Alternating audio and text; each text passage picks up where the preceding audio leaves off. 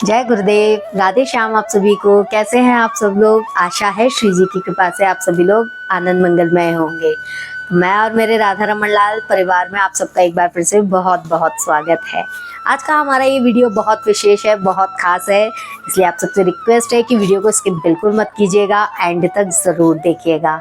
वो कौन सी छोटी छोटी गलतियां हैं जो हमें एकादशी के दिन नहीं करनी चाहिए पर हमसे हो जाती हैं, जिनके कारण हमारा व्रत खराब हो सकता है। तो ये गलतियां जानने से पहले आप सबसे एक और रिक्वेस्ट है कि जल्दी से वीडियो को लाइक कर दीजिए, और जो लोग चैनल पे नए हैं वो जल्दी से चैनल को सब्सक्राइब करके पास लगी बेल बटन प्रेस कर दीजिए, ताकि जब भी आगे मैं ऐसी इंफॉर्मेटिव वीडियोस अपने चैनल पे डालूं या फिर ठाकुर जी की सुंदर सुंदर लीलाओं का वर्णन करूं तो आप तक उन वीडियोस का नोटिफिकेशन तुरंत पहुंचे।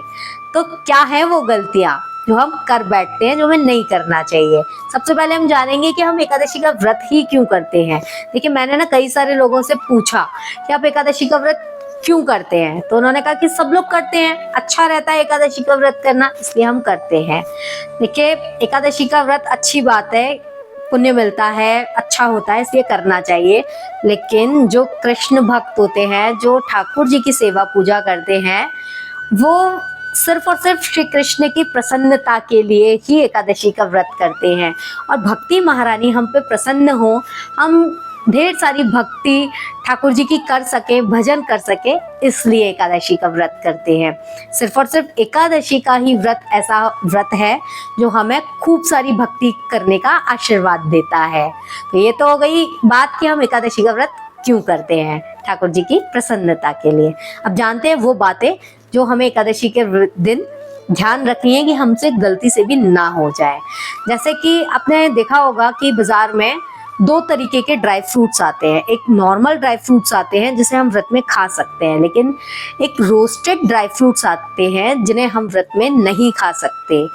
अभी हाल ही में एकादशी निकली थी तो मुझे किसी ने एकादशी के दिन रोस्टेड पिस्ते खाने के लिए ऑफर किए कि ये व्रत में होते हैं, आप खा सकते हो। मैंने कहा बिल्कुल भी नहीं। एकादशी के दिन हम बाहर की कोई भी चीज नहीं खा सकते।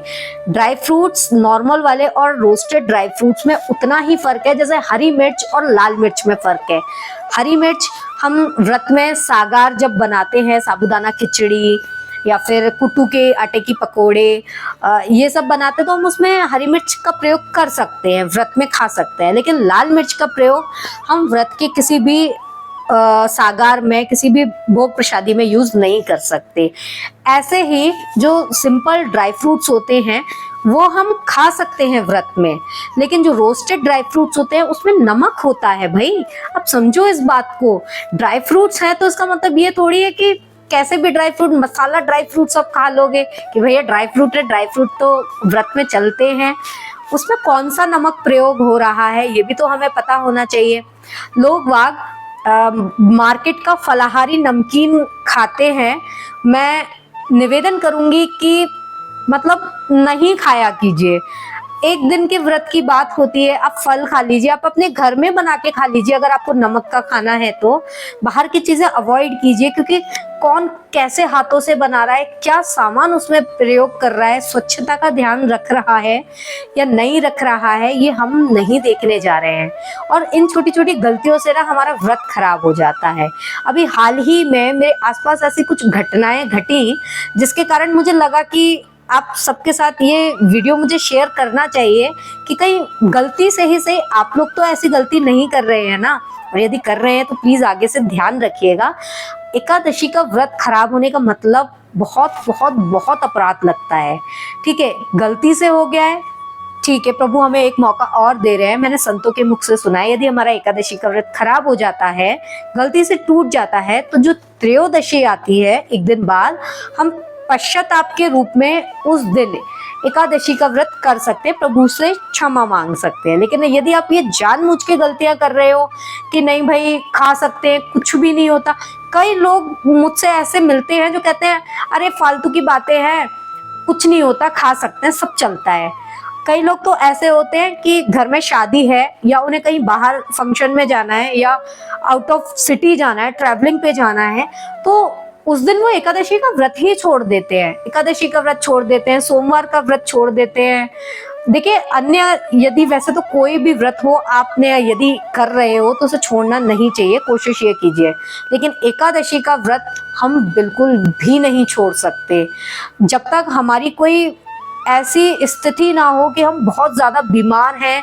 हम बिल्कुल भी नहीं कर सकते, हमें डॉक्टर ने बिल्कुल मना किया है, वो चीज़ अलग बात हो गई। आप अपने स्वार्थ के लिए यदि एकादशी का व्रत छोड़ रहे हो कि कोई बात नहीं, इस बार छोड़ देते हैं, अगली बार कर लेंगे, ऐसा बिल्कुल भी नहीं होता। बहुत बहुत बहुत अपराध लगता है।